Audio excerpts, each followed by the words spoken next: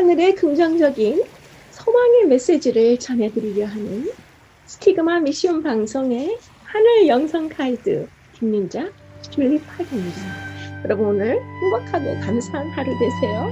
고맙습니다.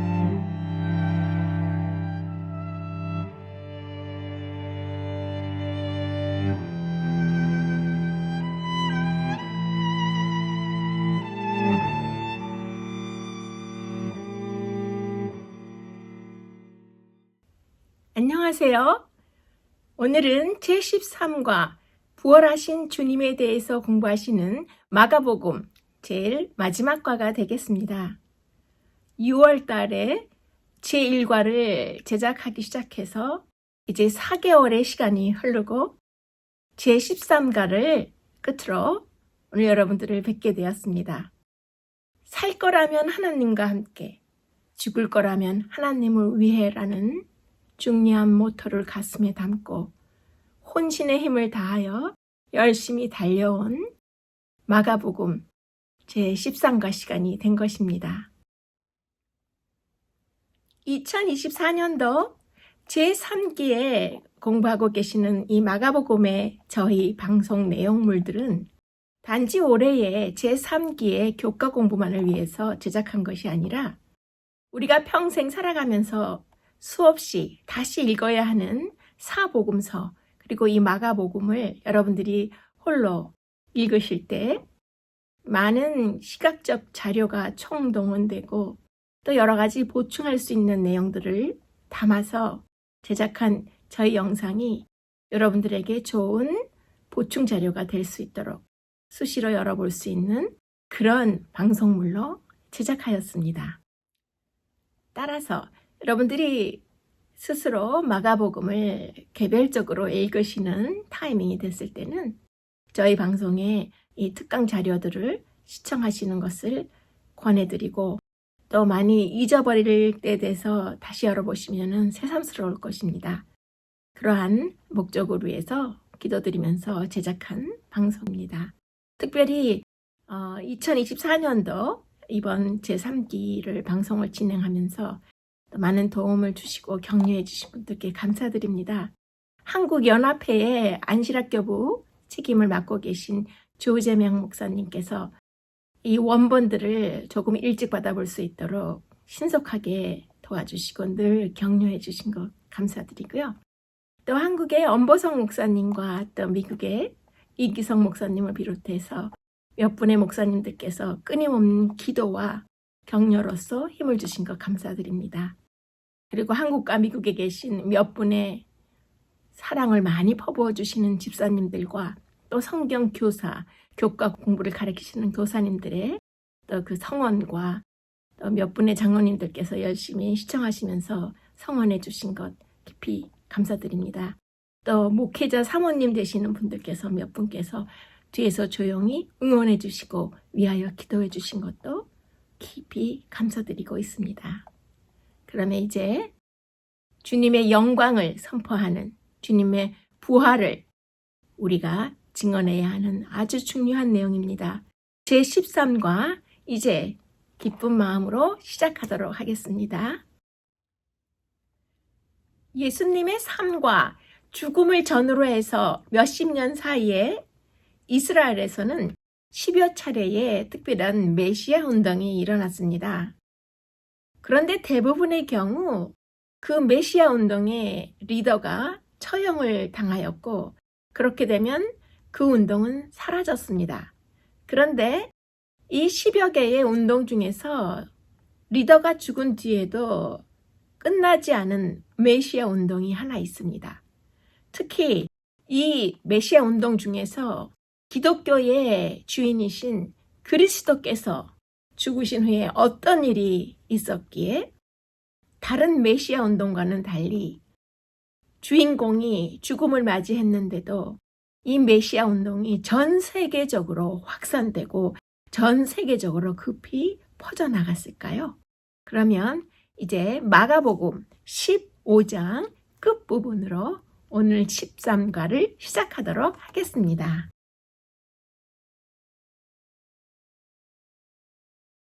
이 날은 준비일 곧 안식일 전날이므로 저물었을 때에 아리마대 사람 요셉이 와서 당돌이 빌라도에게 들어가 예수의 시체를 달라 하니.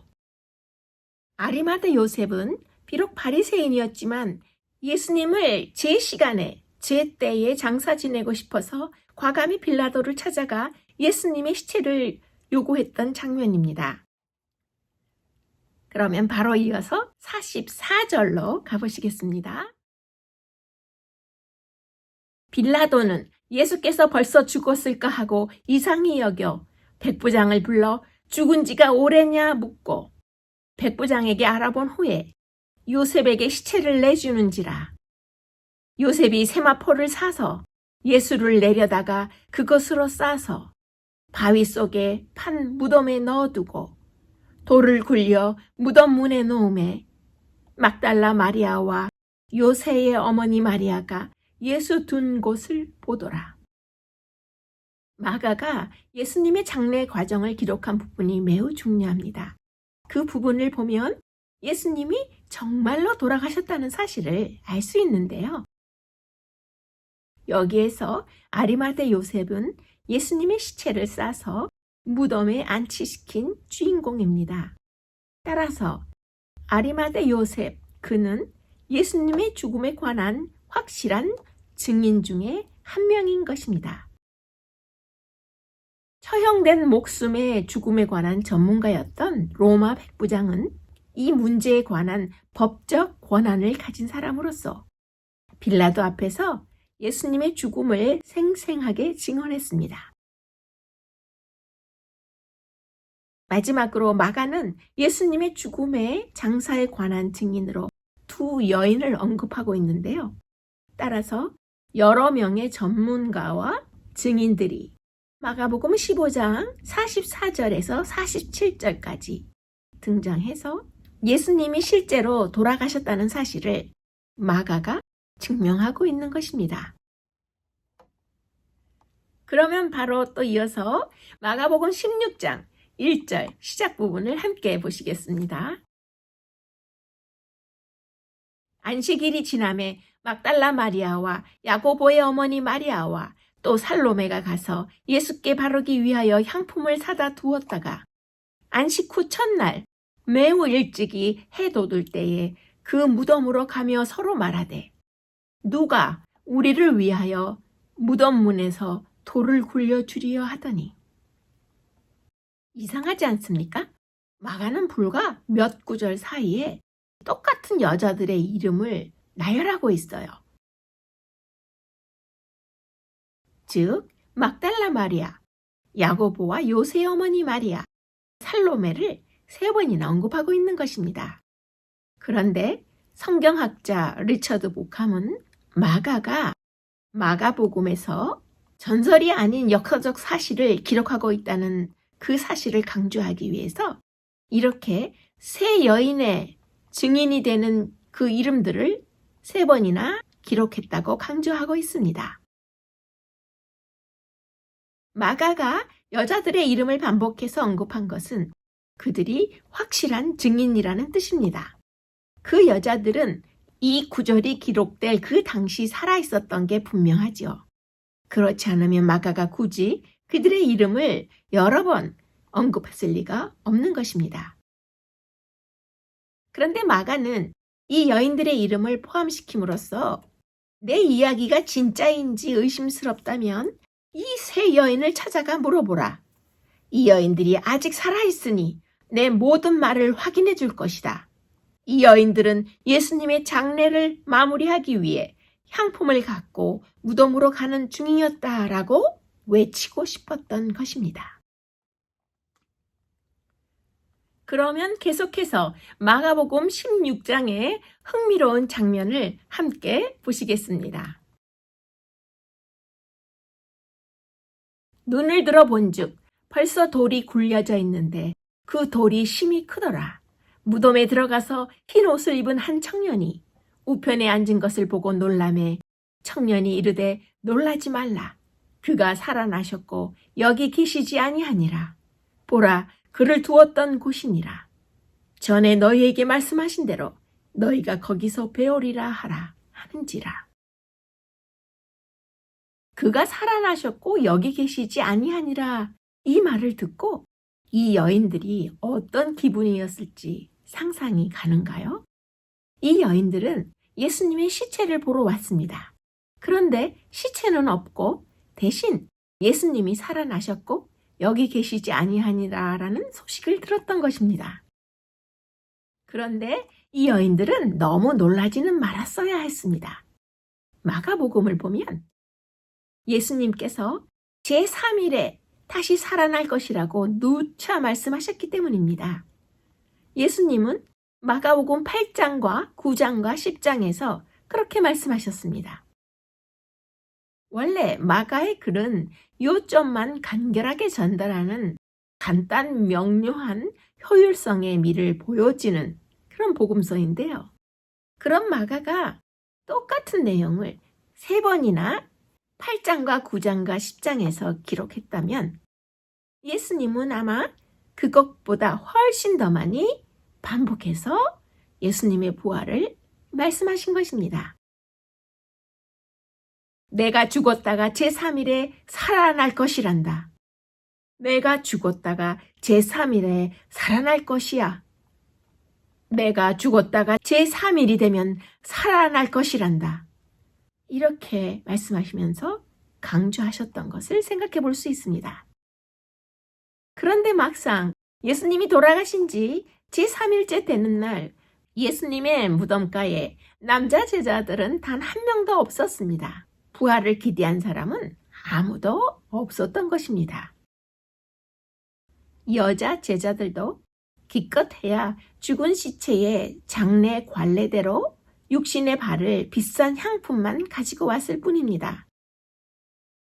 예수님이 부활에 관해 그토록 수없이 말씀하셨다면 그분의 죽음 뒤에 최소한 제자 한 명쯤은 그분의 말씀을 떠올리며 다른 제자들에게 오늘이 돌아가신 지 제3일이지 아무래도 예수님의 무덤에 한번 가봐야겠어.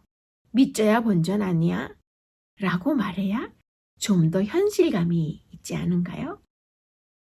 하지만 예수님을 따르던 자들 중에는 아무도 그런 말을 하지 않았습니다. 사실 제자들은 예수님의 부활을 기대조차 하지 않았습니다. 그들의 머릿속에서 부활이라는 단어는 이미 사라지고 없었습니다. 빈 무덤 앞에서 천사는 여인들에게 옛 기억을 더듬어 주어야 했습니다. 너희에게 말씀하신 대로 너희가 거기서 배우리라. 이 상황을 생각해보면 오늘만큼이나 그 당시도 사람의 부활은 정말 믿기 어려운 일이었던 것입니다. 그 당시에 예수님 제자들이 부활을 믿지 못했던 이유는 우리와는 달랐습니다. 그리스인들은 부활을 믿지 않았어요. 그리스 세계관에서 다음 세상 내세는 영원히 육체로부터 해방되는 것이었습니다.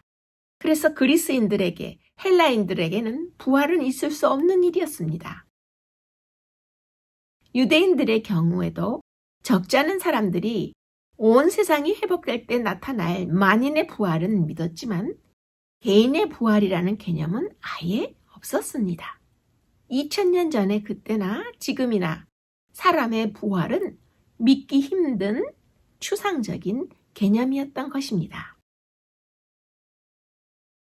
AD 2세기에 살았던 그리스의 철학자 셀수스는 기독교를 매우 싫어해서 기독교에 대한 비판적인 글을 무수히 남겼는데요.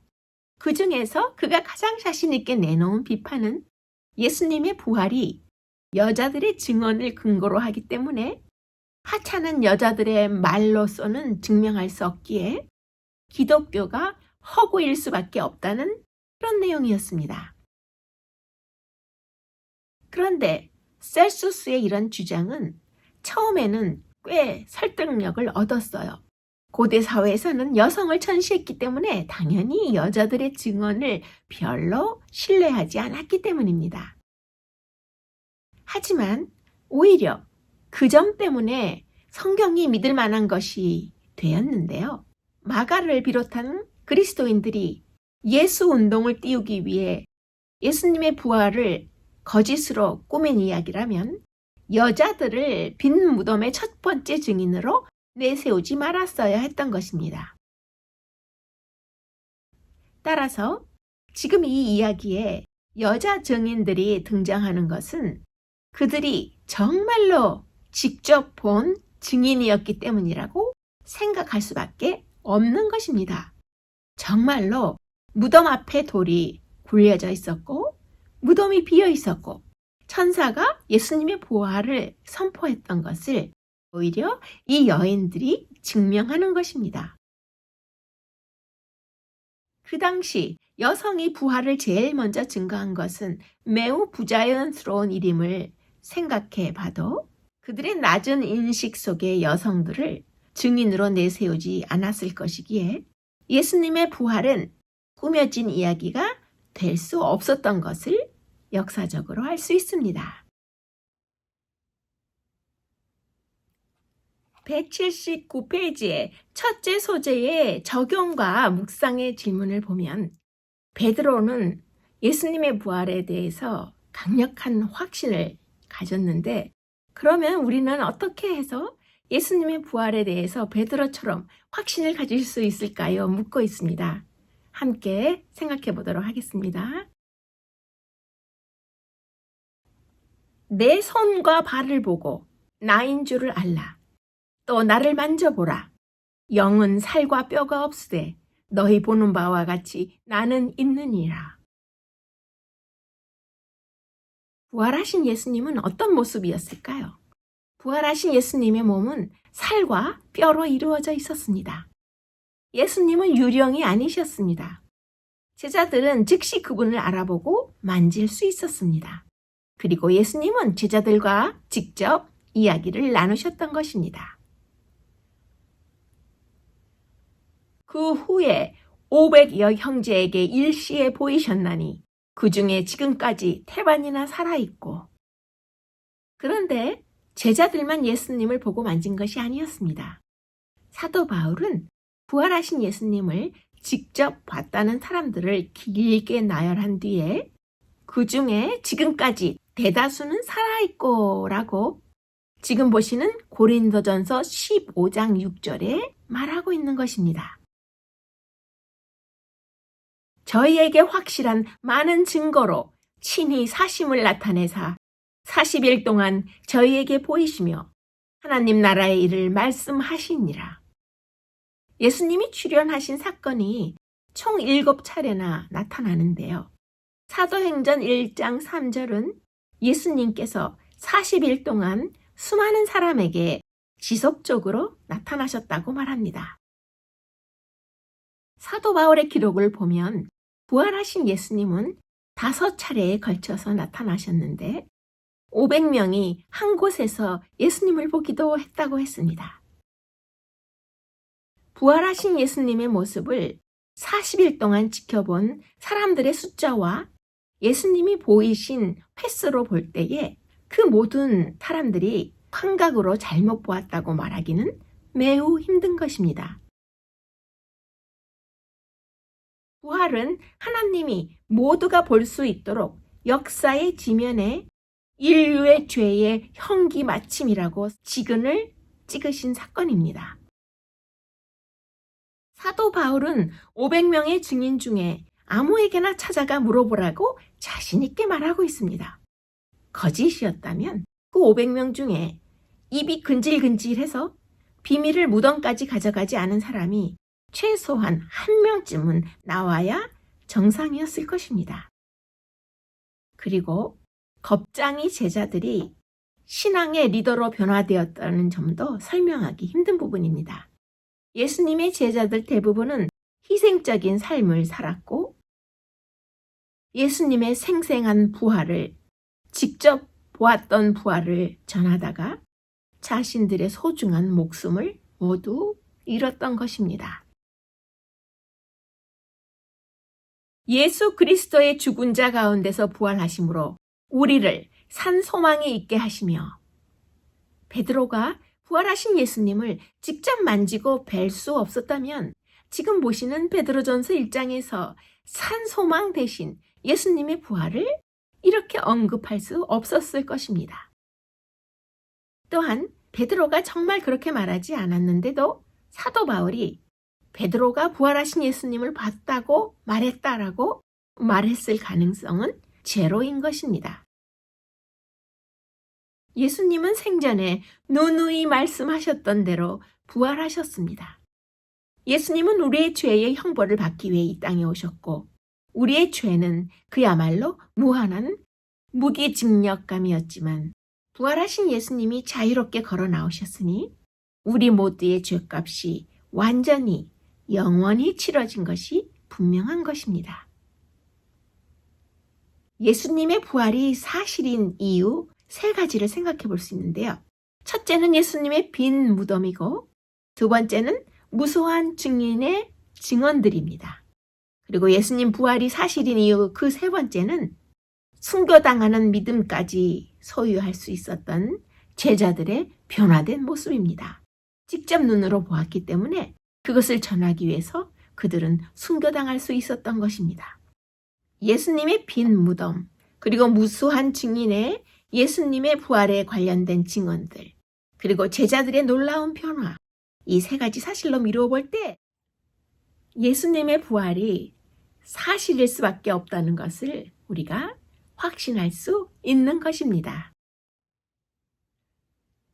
둘째 소재를 다루고 있는 181페이지와 넷째 소재가 담겨 있는 185페이지의 적용과 묵상의 질문에서는 예수님의 부활이 분명한 역사적 사실임에도 이것을 의심하는 자들이 많은데 어떻게 하면 우리의 믿음을 확고하게 할 수 있는가 묻고 있습니다. 지금 이 중요한 부분에서는 내 자신, 각자 자신뿐만 아니라 지금 이 방송을 시청하고 계신 모든 분들의 주위에 계신 그 분들께도 영향을 미칠 수 있도록 확실하게 이 내용들을 다루어 드리도록 하겠습니다. 6000년 지구 역사에서 희망의 구심점이 되는 중대한 사건이 하나 있으니 바로 예수 그리스도의 죽음과 부활입니다. 희망을 잃은 이 세상에 기독교가 주는 바로 그것이 인류 모두에게 소망과 희망의 이유가 되는 것입니다. 그리스도의 십자가와 부활은 대반전입니다. 현재의 나의 삶을 미래에 완성될 하나님의 새로운 창조 세계와 연결해 주기 때문입니다. 예수님 부활의 능력으로 향하는 첫 단계는 예수 그리스도의 부활이 역사적으로 실제로 있었던 사건임을 믿는 것입니다. 현실적, 사실적이 아닌 그냥 상징으로서의 예수님의 부활은 우리에게 거의 무익한 것인데요. 정신적인 상징으로서의 예수님의 부활은 우리에게 아무 소망이 될 수 없는 것이기 때문입니다. 하나님의 복음은 특별한 역사적 사건을 보고하면서 시작됩니다. 기독교가 인간을 변화시키려면 역사적 신앙이 필요한 것인데요. 특별한 사건이 역사 속에서 일어났다는 사실을 받아들이는 역사에 근거한 신앙이 우리 모두에게 필요한 것입니다. 기독교는 역사적인 신앙이기에 합리적인 신앙이 되는 것입니다. 사도 바울이 예수님께서 사흘 만에 다시 살아났다고 하는 말에서 보듯이 예수님의 부활은 타임 스탬프, 시간의 도장이 찍힌 실제의 사건입니다. 부활이라는 단어는 초대교회의 그리스도인들이 지어낸 말이 아니라 실제로 벌어진 충격적인 사건이었습니다. 이것은 1세기를 연구하는 모든 역사가들이 인정하고 있으며 그 당시의 그리스도인들이 전혀 예상하거나 미리 바랐던 일이 아니므로 예수님의 부활 사건은 그 당시의 그리스도인들의 현실적인 삶과 신앙을 철저히 재편성해주는 매우 충격적인 사건이 되었던 것입니다. 그러면 지금은 고린도전서 15장에 기초한 예수님의 부활에 대한 사도 바울의 두 가지 확신을 함께 나누어 보도록 하겠습니다. 예수님의 무덤이 비어 있었습니다. 이것이 첫 번째 주요 논증인데요. 예수님의 부활은 영적인 사건이 아니었습니다. 시신이 사라졌고 무덤은 비어 있었던 것입니다. 고린도전서 15장에 나타난 사도 바울의 예수님의 부활에 대한 두 번째 중요한 주된 논증은 수많은 사람들이 부활하신 예수님을 직접 보았다는 것입니다. 부활하신 예수님은 딱 한 번만 보이셨거나 특별 연출이 가능한 어느 한 외딴 곳에서만 몇 차례 나타나신 것이 아니었습니다. 고린도전서 15장에서 예수님의 부활에 대해 장황하게 긴 보고를 기록하고 있는데요. 사도 바울은 부활의 복음을 제시하는 데 쓰인 이 기록에서 단어의 75% 이상을 부활의 목격자들을 열거하는 일에 할애했던 것을 볼 수 있습니다. 사도 바울이 예수님의 부활의 목격자들의 이름을 쭉 대면서 그들이 지금까지 대다수는 살아있고 라고 말한 것은 누구든지 그들을 당장 찾아가서 예수님의 부활의 목격자들의 생생한 증언을 직접 들어보라는 권유이기도 했습니다. 결국 논박하기 힘든 두 가지 사실이 사도 바울의 증언에서 우리에게 주는 확신이 있는 것입니다. 첫째는 비어있던 예수님의 무덤과 두 번째는 부활하신 그리스도를 보았다는 수백 명의 증언입니다. 일각에서는 부활하신 예수님을 본 것이 간절히 원하는 심리적 환각이나 황홀경의 환상이라고 설명하며 의심하기도 하지만 부활하신 예수님을 대면한 시점과 정황들이 워낙 구체적이고 다양한 데다가 500여 명이 한꺼번에 똑같은 환상을 볼 수 있는 가능성은 매우 희박한 것입니다. 그러면 지금은 예수님의 부활하신 모습을 좀 더 확증해 보기 위해 신약 성서에 나타난 부활하신 예수님의 모습을 한번 짚어보도록 하겠습니다. 부활하신 예수님은 유대에 나타났다는 언급이 마태복음 28장과 누가복음 24장에 나옵니다. 그리고 부활하신 예수님께서 갈릴리에 나타나셨다고 하는 그 표현도 마태복음 28장과 요한복음 21장에 나옵니다.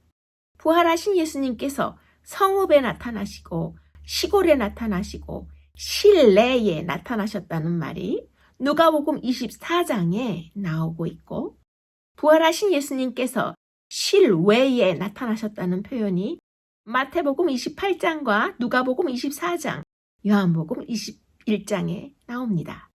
그리고 부활하신 예수님께서 아침에 나타나셨다라는 말씀이 요한복음 21장에 나와 있고 부활하신 예수님께서 저녁에 나타나셨다라는 표현이 누가복음 24장에 기록되어 있고 요한복음 20장에도 기록되어 있습니다.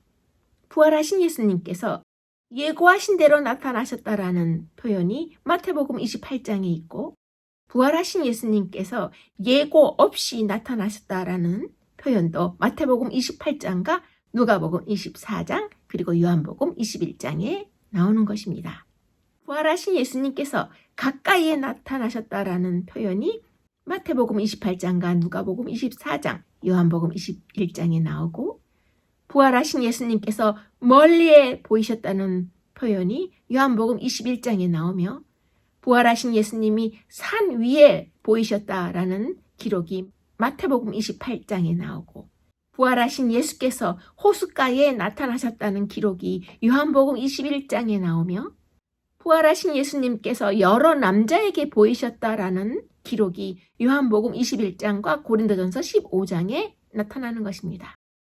그리고 부활하신 예수님께서 여러 여자에게 보이셨다라는 기록은 마태복음 28장에 나오고 부활하신 예수님께서 개인에게 나타나셨다라는 표현은 누가복음 24장과 고린도전서 15장에 나옵니다.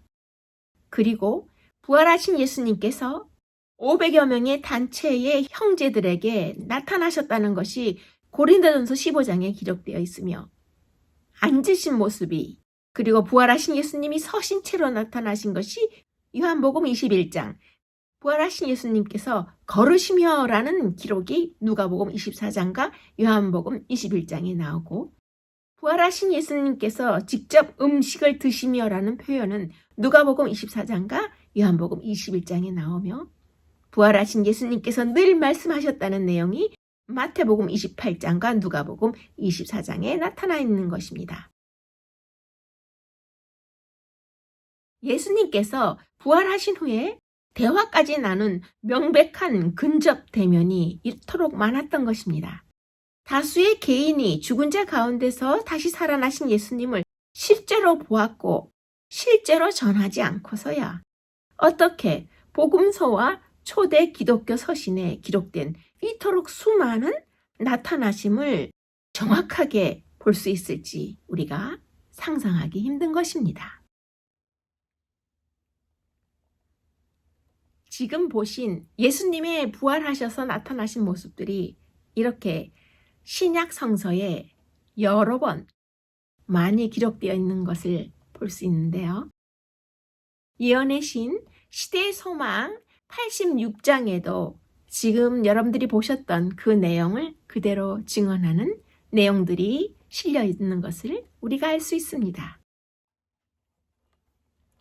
그러면 예수님의 부활에 대한 사복음서와 또 신약 성서의 중요한 결론 두 가지를 지금 생각해 보도록 하겠습니다. 너의 손가락을 이리 내밀어 내 손을 보고 너의 손을 내밀어 내 옆구리에 넣어보라. 믿음 없는 자가 되지 말고 믿는 자가 되라. 부활하신 예수님은 지극히 평범한 모습으로 매우 사실적으로 인간 중에 인간으로 나타나셨습니다. 예수님의 부활하신 몸도 인간 그대로이신 데다가 십자가에 못 박히신 상처가 아직 그대로 남아 있었습니다. 이것은 완전히 새로운 범주의 부활의 개념이었고 그 당시의 모든 고대 종교나 고대 문화를 완전히 초월하는 것이었습니다. 예수님을 메시아로 믿은 초대 기독교 신앙은 예수님의 부활 없이는 절대로 설명이 불가능합니다. 실제로 부활하신 그리스도에 대한 확신을 그대로 전하기 위해서 순교자의 목숨을 바친 잔인한 박해를 감수한 초대교회의 모든 순교자들은 가장 강력한 증거라는 것을 보여주고 있는 것입니다. 그리스도의 부활신앙은 역사와 과학을 초월하면서도 동시에 이 둘을 모두 포괄한 것입니다.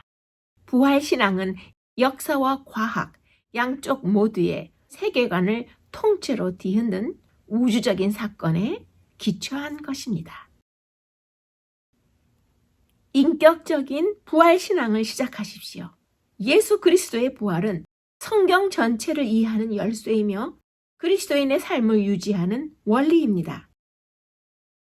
우리가 따라가는 그리스도는 현실적으로, 역사적으로 부활하신 주님이시기에 실제로 그리스도께서 우리와 함께 계실 수 있는 것입니다.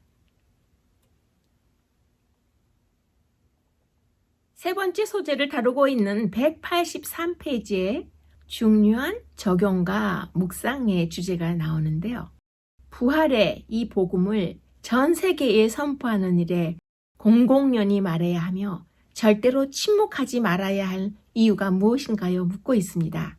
그리고 예수님의 부활의 이 복음을 전할 때에 우리는 누구에게, 어떻게, 어디에서 전해야 할까요? 라고 묻고 있습니다. 함께 생각해 보겠습니다.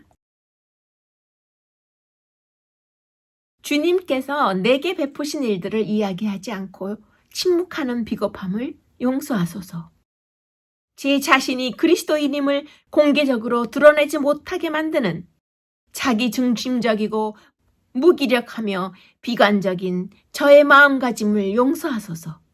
이러한 고백의 기도를 드리고 있는지 마가복음 공부를 마무리하는 이 소중한 순간에 각자 되돌아보시기를 권해드립니다. 생각하는 것만으로는 부족합니다. 언어로 표현해야 합니다. 우리가 말을 하는 대로 새로운 환경이 조성되고 새로운 역사가 창조되는 것입니다. 우리의 생각을 언어로 표현하는 순간 온 우주가 움직이는 것입니다. 나의 언어를 선택하는 것은 나의 미래를 선택하는 것입니다. 내가 선택한 언어의 색깔이 나의 인생의 색깔을 선택해 주는 것입니다. 인생이 변하기 원한다면 언어가 변하게 해야 합니다. 나의 인생의 지평을 넓히고 싶다면 나의 언어의 지평을 넓혀야 합니다. 예수님은 우리에게 말씀하십니다. 내가 진실로 너희에게 이르노니 누구든지 이 산더러 들리어 바다에 던지우라 하며 그 말하는 것이 이를 줄을 믿고 마음에 의심치 아니하면 그대로 되리라. 작은 꽃잎 하나가 떨어져도 온 우주는 전율하게 되는데요. 우리가 하나님의 비전을 우리의 언어로 선포하면 온 우주가 강렬하게 움직이지 않겠습니까? 비전이 있다고 해서 비전이 성취되는 것이 아닙니다. 비전을 구체적으로 표현하고 전달해야 합니다. 하나님의 복음의 비전을 표현하고 전달할 때 사용되는 하나님의 도구가 바로 언어입니다. 하나님은 말씀으로 언어로서 천지를 창조하셨습니다. 하나님께서 하나님 생각을 말씀으로 표현하시자 창조의 역사가 나타나는 것입니다. 그래서 언어는 능력입니다. 하나님의 형상을 닮은 인간의 말에도 능력이 있는 것입니다. 하나님의 복음의 비전을 전달하는 언어는 구체적이어야 합니다. 사람들의 머리뿐만 아니라 가슴 속에도 새겨질 언어를 사용하여 하나님의 복음의 비전을 표현해야 합니다. 이 점은 방송 선교의 선한 영향력이 얼마나 중요한가를 말해주고 있기도 하는 것입니다. 187페이지의 5번째 소재의 적용의 질문에서는 우리가 이렇게 하나님의 복음을 온 세상에 용감하게 전하려고 할 때에 예수님의 어떤 약속에서 우리가 구체적인 힘과 용기를 얻을 수 있을까요? 묻고 있습니다. 주님의 복음을 선포하는 일의 도전에 앞서서 과연 내가 이 일을 감당할 수 있을까? 곰곰이 생각하고 계산하는 것은 큰 잘못입니다. 복음 선포의 핵심은 나의 힘이 아니라 하나님의 힘이기 때문입니다. 눈에 보이는 것에 의존하지 말고 하나님의 무한한 능력에 나의 시선을 고정시켜야 합니다. 그리스도 하나님께서 얼마나 놀라우신 존재인지에 대해 다른 사람들에게 말해야 하는 임무를 우리에게 하나님께서 맡기셨습니다. 이 일을 잘 수행하려면 첫째, 하나님의 말씀을 통해 나의 존재를 미리 깊고 풍부하게 공부해야 합니다. 그리고 둘째로 하나님 안에서 철저하게 기뻐하는 사람이 되어야 하는데 우리가 복음을 전할 때에 하나님의 기쁨의 빛이 우리 얼굴에서, 나의 얼굴에서 환히 빛날 것이기 때문입니다. 저희 방송을 시청하실 때 진행자의 모습에서 환한 미소와 또 예수님의 긍정적인 에너지의 빛을 여러분들이 느끼실 수 있었다면 이 방송을 진행하는 이 현장에도 예수님께서 가르쳐 주신 그 약속과 용기를 실천하는 그리고 신뢰하는 그런 현장이 되는 것입니다. 가장 강력한 부활의 약속이 담긴 요한복음 11장은 제가 사랑하는 어머니를 잃고 극도의 슬픔에 빠졌을 때 저를 가장 많이 위로한 그리고 제가 가장 많이 열어본 약속의 말씀입니다. 나는 부활이요 생명이니 나를 믿는 자는 죽어도 살겠고 예수님께서 대신 죽으셨으니 우리는 영원히 죽지 않아도 되는 것입니다. 그리고 예수님께서 부활하셨으니 우리도 부활할 수 있는 것입니다. 우리가 예수께서 죽으셨다가 다시 살아나심을 믿을진데 이와 같이 예수 안에서 자는 자들도 하나님이 그와 함께 데리고 오시리라. 예수님께서 정말로 부활하셨다면 마가복음의 이 모든 이야기가 사도 바울의 외침도 모두 사실인 것입니다. 만일 죽은 자의 부활이 없으면 그리스도도 다시 살아나지 못하셨으리라. 그리스도께서 만일 다시 살아나지 못하셨으면 우리가 전파하는 것도 헛것이요 또 너희 믿음도 헛것이며 그리스도 안에서 우리가 바라는 것이 다만 이 세상의 삶뿐이면 모든 사람 가운데 우리가 더욱 불쌍한 자이리라. 사도 바울은 이 점을 분명히 지적했던 것입니다. 이렇듯 예수님의 부활이라는 사실이 우리에게 너무도 중요한 것은 부활이 사실인지 아닌지에 따라 모든 인류의 이야기와 운명이 완전히 달라지기 때문입니다. 모든 슬픔이 사라질 날을 기대하십시오. 오직 예수 그리스도 안에서만 그토록 놀라운 소망을 얻을 수 있습니다. 오직 부활만이 새 마음뿐 아니라 새 몸을 약속해 줍니다. 우리의 새로운 몸은 완벽하고 아름답고 영원할 것입니다. 2000년 전의 예수님의 부활이 지금 여러분의 삶과 무슨 상관이 있을까요? 그런데 너무나도 깊은 연관이 있습니다. 오늘의 마지막 주제로서 함께 묵상해 보겠습니다. 부활을 믿는 우리는 모든 고난이 사라질 날을 고대할 수 있습니다. 우리의 고난이 영광스러워지는 날을 고대할 수 있습니다. 나의 고난으로 생긴 그 모든 상처를 이해하고 나면 그 상처의 기억으로 인해 남아있는 나의 삶이 영광과 기쁨으로 가득해지기 때문입니다. 예수님의 제자들은 상처난 예수 그리스도의 모습을 그리면서 그분이 해주신 일을 떠올렸습니다. 자신들을 망쳤다고 생각했던 예수님의 죽음의 상처가 알고 보니 자신들을 구원한 영광의 상처였습니다. 그 상처의 기억 때문에 제자들은 예수님의 부활 이후에 그리고 예수님께서 승천하신 이후에 순교해야 하는 자신들의 십자가 처형을 용감하고 감사하게 견딜 수 있었던 것입니다. 자신의 죽음이, 사랑하는 이의 죽음이 왜 그토록 가슴 아픈가요? 그것은 이 망가진 세상이 전부라고 믿기 때문입니다. 우리의 고난이 왜 이리 힘든가요? 육신의 장애와 육신의 질병은 왜 이리 견디기 힘겨운 것인가요? 그것은 우리의 육신이 우리가 가질 수 있는 유일한 육체라고 생각하기 때문입니다. 그러나 그렇지 않습니다. 예수님이 부활하셨으니 우리의 미래는 이보다 훨씬 더 아름답고 훨씬 더 확실한 것입니다.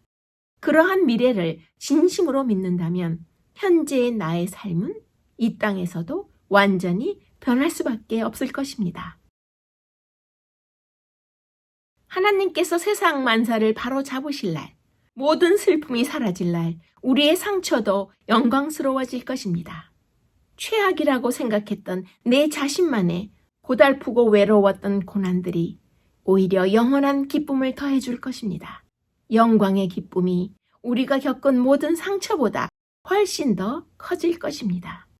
부활과 회복이라는 영원한 빛 속에서 살 수 있습니다. 이 세상이 유일한 세상이 아닙니다. 이 몸이 유일한 몸이 아닙니다. 지금의 나의 삶이 그 끝이 아닙니다. 언젠가 완벽한 삶, 진짜 삶을 얻을 것입니다. 이 사실을 생각하면 남들이 우리를 어떻게 대하든 상관이 없습니다.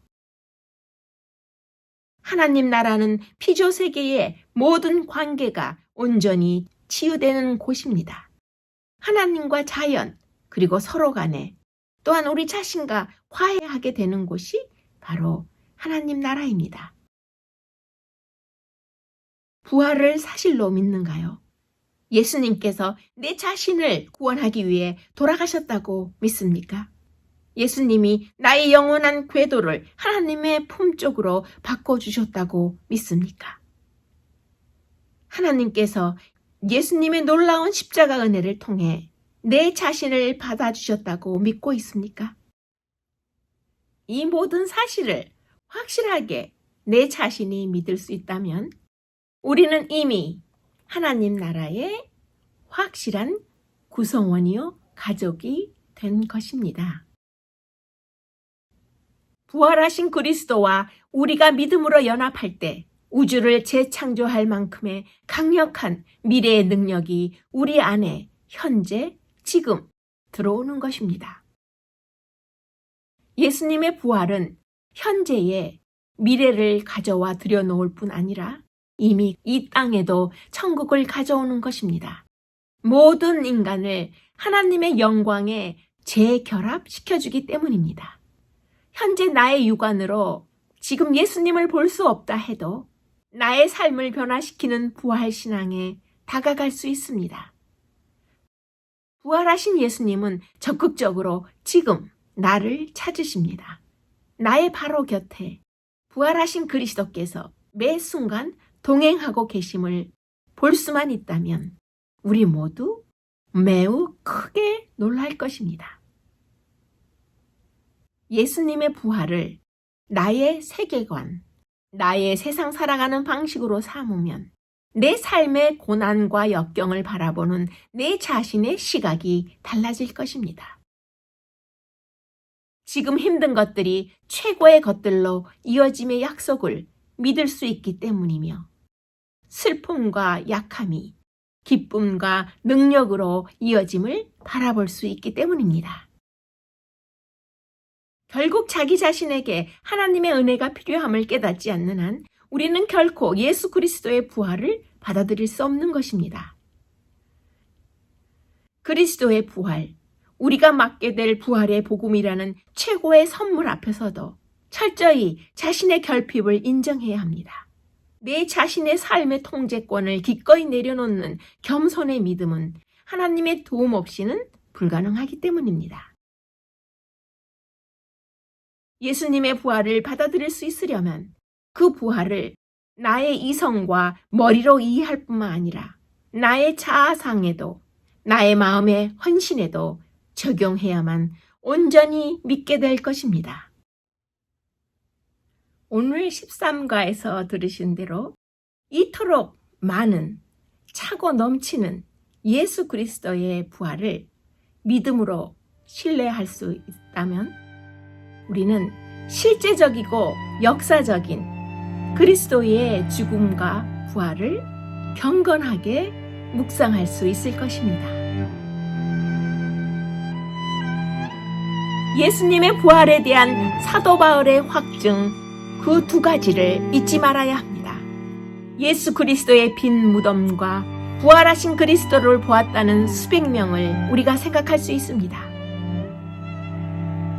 예수님의 부활을 직접 체험한 제자들이 변화되었고 부활 소식을 전하기 위해 모두 순교당했던 현실은 예수님의 부활을 우리가 직접 목격한 것 같이 확신을 갖게 해주는 것입니다. 그 후에 500여 형제에게 일시에 보이셨나니 그 중에 지금까지 태반이나 살아있고 40일 동안 지속적으로 나타나심으로 예수 그리스도의 부활을 온 세상에 증명하신 것입니다. 예수님께서는 예수님의 부활에 관해 수없이 말씀하셨지만 예수님의 죽음 직후에 예수님의 부활을 실제로 기대한 제자는 단 한 명도 없었습니다.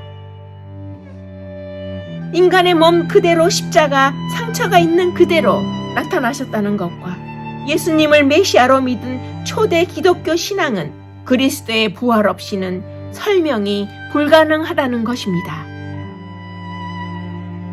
예수님의 부활은 인류의 죄의 형벌의 형기 마침이라는 하나님의 직인 도장을 찍으신 사건입니다.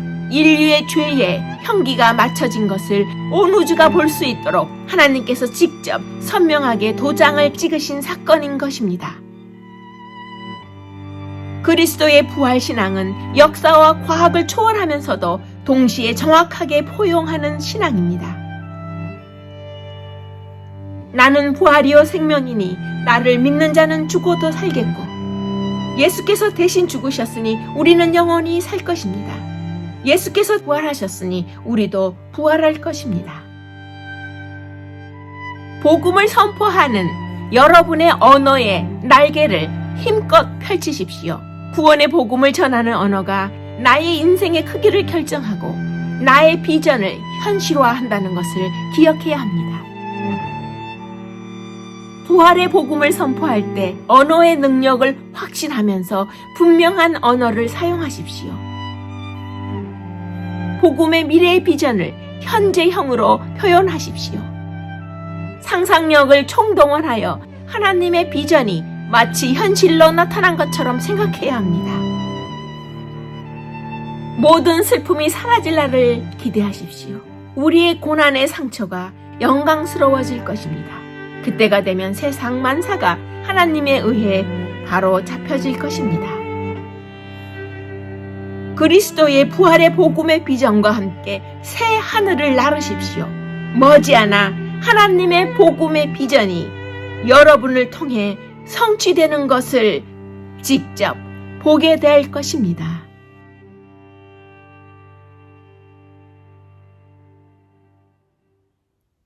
너 하나님의 사람아 라고 부르시는 하나님의 음성을 따라가시면서 살 거라면 하나님과 함께, 죽을 거라면 하나님을 위해를 외치시는 여러분 모두가 되시기를 간절히 기도드립니다. 다시 한번 고맙습니다.